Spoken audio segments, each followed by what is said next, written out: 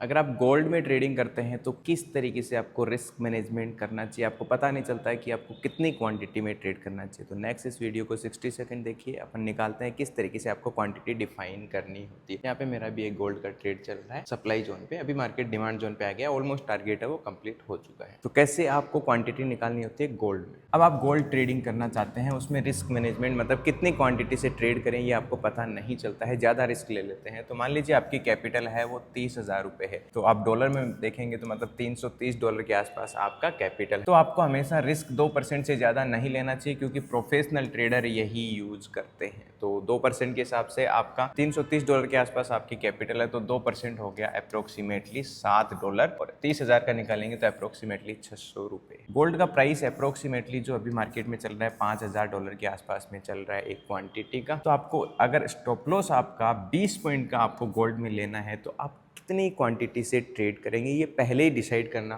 पड़ेगा आपको। ऐसे नहीं कि जितना पैसा पड़ा है 50 गुना 100 गुना लीवरेज देके आपने पूरी क्वांटिटी उठा ली, नो, ये कभी नहीं करना चाहिए। तो पोजीशन साइज निकालने का फॉर्मूला होता है रिस्क डिवाइडेड बाई आपका स्टॉप लॉस पॉइंट। तो आपका रिस्क कितना है ये तो आपको पहले से पता है, $7 से ज़्यादा आप स्टॉप लॉस नहीं ले सकते, क्योंकि 330 का ही आपका डॉलर का अकाउंट है। अभी स्टॉप लॉस कितना है आपका 20 पॉइंट का।